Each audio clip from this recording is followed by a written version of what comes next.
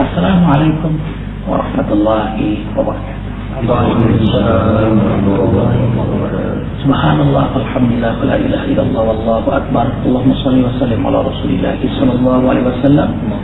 Assalamualaikum ya Rasulullah warahmatullahi wabarakatuh, wa ala alihi wa ashabihi wa man tabi'ahu bi ihsan ila yaumiddin. Pemirsa Cahaya Hati yang insyaallah diberkahi oleh Allah, semua guru-guru yang arif mencintai karena Allah Jalla Jalaluhu.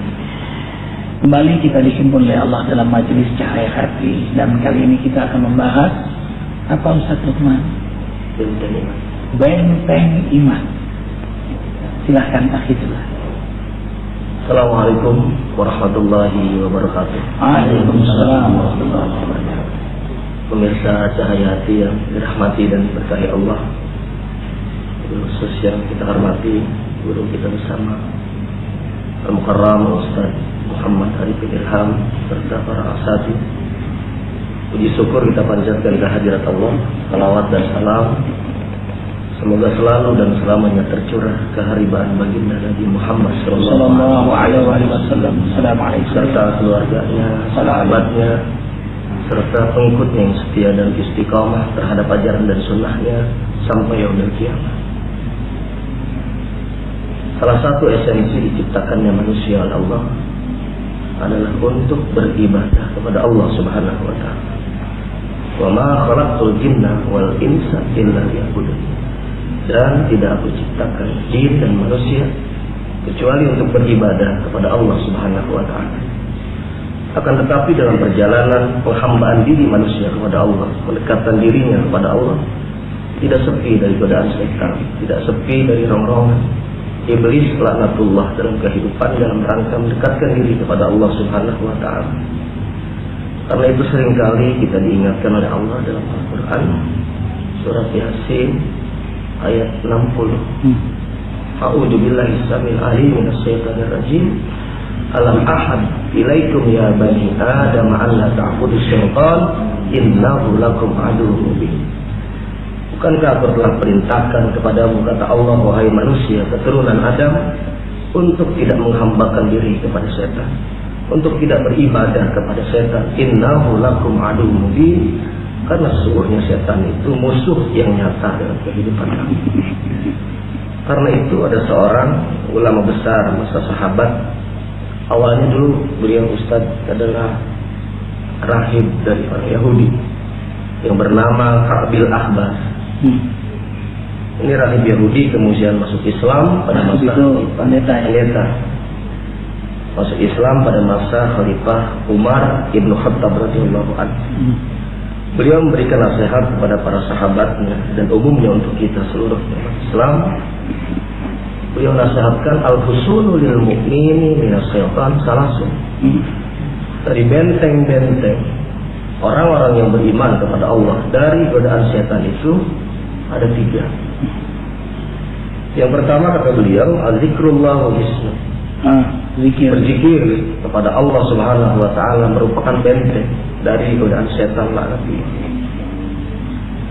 Seringkali kita dengar dari guru kita bagaimana firman Allah tentang keutamaan, fadilah, kelebihan dari berzikir kepada Allah Subhanahu wa taala. Panggil kita oleh Allah, ya ayyuhalladzina amanu dzkurullaha dzikran katsiran wasabbihuhu bukratan wa asila. Kelebihan bagi orang yang berzikir kepada Allah, diberikan ketenangan hidupnya, bahkan yang paling utama dan matching dengan pembicaraan kita, dia terhindar dari godaan setan laknatullah. Wa may ya'su an dzikrir rahman yuqayyid lahu syaitan fa huwa lahu qarin. Barang siapa yang berpaling dari mengingat Ar-Rahman, mengingat Allah Subhanahu wa taala, maka itu jadikan setan itu sebagai qarin, sebagai teman. Karena dalam kehidupan manusia itu ada 2 bisikan. Alhamaha fujuraha wa taqwa wa hadainahu najdain. Diberikan 2 bisikan. Pertama bisikan malaikat, yang kedua bisikan setan. Bisikan malaikat itu tahu yang lempeng-lempeng dah. Itu bisikan malaikat lempeng baik-baik. Ada bisikan damai, ibadah, amal saleh, berderma, nyayangi keluarga. Amin. Dan ada juga bisikan setan, mabok, hina, genit. Rasul juga menceritakan syaitan itu menempatkan moncongnya, belalainya pada setiap hati Bani Adam. Tak kala hati Bani Adam itu pasrah itu lupa berzikir, sesaat lah pasrah itu, lupa sesaat. Kalau putus sudah mengalami kelemahan iman sudah. Pasrah itu sesaat lupa berzikir, tadi Az-Zukhruf 36. Siapa yang lupa sesaat berzikir kepada Allah. Nah, jadi diincarnya sesaatnya itu. Begitu lupa sesaat saja, sekian detik, nggak usah detik, langsung mengikatkan belalainya pada hati Bani Adam itu. Lalu bisikan-bisikan kesesatan. Sampai anehnya, ya sabuna anahum muhtadun. Orang yang dikuasai setan ini berselero, kata orang Padang, kan orang dari Padang ini, selero maksiat, sampai dia berkata, apa? Kami dalam hidayah Allah. Hebat kan bisikannya. Tapi bila hati itu ingat Allah, zikrullah, maka setan menarik belalai, nggak kuat. Karena itu hati selalu dijaga dengan zikir. Maka benarlah tadi disebut, bentengnya iman kita itu, bentengnya hati kita itu terjaga, tidak kuat dia. Nah, setan ketika dengan azan dalam hadis tadi kan, lari sendiri-sendiri. Kalau dia bertahan dia akan tak pipis-pipis kan. Nah, kemudian salah azan balik lagi, masuk ke sungai-sungai dia ketika dengan azan. Selesai azan dia balik lagi. Nah, kerjaan dia sebelum azan membisik-bisikin orang supaya banyak kesibukan atau ada yang asik lah. Memang aneh. Nah, coba pemirsa Cahaya Hati, ada orang yang sebelum azan itu tiba-tiba jadi sibuk gitu, padahal tadinya nggak ada kesibukan. Dia akan diprovokasi oleh setan, dia hanya sibuk. Nah, belum mendengar azan dia berkeluh, ya azan nggak suka, karena dia sudah asik dengan kerjaan dia, dengan hobinya dia. Selesai azan, setan bisikin lagi. Ketika orang dimana yang sholat, ba'dil tusalli, nanti saja, kamu juga sholat lagi, masih ada waktu kok. Indahkan awqat, kamu masih punya waktu. Makanya orang ada lagi kesenangan mengulur waktu sholat.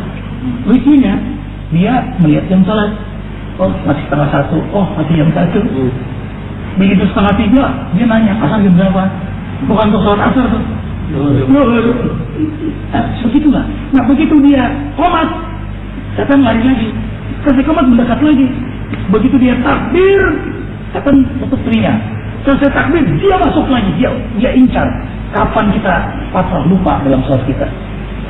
Makanya ketika kita sholat lupa, atau ketika baca Al-Fatihah atau surah dalam rakaat pertama itu lupa, maka setan masukkan bisikan hatta yang sakam rakaat, sampai orang itu lupa berapa rakaat dia. Makanya sering terjadi ya, ini 2 atau 3 deh. Ini udah pakai tahiyat atau belum? Bahkan dia nanya, tadi udah sholat belum gitu ya? Padahal udah sholat. Iya. Saking nggak merasanya sholat. Terus luar biasa setan. Terus kelebihan orang-orang yang berzikir pada Allah juga, kalau beliau sudah merasakan nikmatnya dalam berzikir, maka dia pun akan merasakan pahitnya untuk tidak berzikir. Jadi ada juga ini satu ungkapan, udah enak kali pahit juga. Satu ungkapan dari itu Hajar Al-Asqalani dalam kitabnya Nasaihul Ibad. Beliau nasihatkan, "Lau zubtum halawatil uslah, la arabtum mararatul fatihah." Jadi jika kalian merasakan manis dan lezatnya tatkala berzikir kepada Allah, pasti kamu akan merasakan pahitnya tatkala tidak berzikir kepada Allah. Jadi itu beliau utarakan seperti itu, dan satu keuntungan juga. Apalagi kita udah merasakan nikah ini. Iya. Agak nyesel. Aduh, nyesel karena baru sekarang ya. Karena sudah merasakan lezat, dan orang sudah merasakan lezat zikir sudah mau misah lagi. Wazkur rabbaka wala tufarriqu fa inna dzikraka sultan bil Qur'an. Teruslah kau berzikir, jangan patah, jangan putus, karena zikirmu akan menjadi sultan, raja yang menaklukkan hatimu taat kepada Allah. Jadi tunduk nafsu kita ini. Karena apa? Karena banyak kita berzikir. Subhanallah. Dan satu keuntungan lagi, Ustaz. Jadi ada Rasulullah SAW sabdakan tentang soal dunia yang diriwayatkan Imam Muslim, "I'malu fa kullu muyassarun lima khuliqa." Beramallah kalian, karena amal kalian itulah yang akan menghantarkan kalian nanti untuk dimasukkan ke dalam surga. atau dimasukkan ke dalam neraka, atau husnul khatimah atau su'ul khatimah. Nah, Jadi dengan terbiasa berzikir, insya Allah tatkala dipanggil menghadap Allah menghembuskan nafas yang terakhir, dia mampu melafazkan zikir kepada Allah. Dan kalau memang dibiasakan sudah selalu berzikir. Ikmalu faqulu muyassarun lima khuliqal.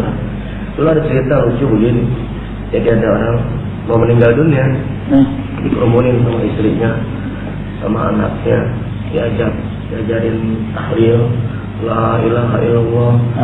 Dia nggak ikut tahlil, dia cuma bilang gaduh gitu. Istrinya bingung kok kenapa kayak begini, tanya yang lain itu bingung. Ustaznya kenapa ngajarin tahlil dan tidak bisa kayak gitu. Tanya istrinya tadi bingung, dia ingat katanya. Oh kalau begitu wajar katanya Ustaz, dia diajarin tahlil la ilaha illallah nggak bisa, cuma disebutin gaduh. Karena zikir nggak pernah, sholat apalagi puasa, alergi, datang ke masjid nggak mau.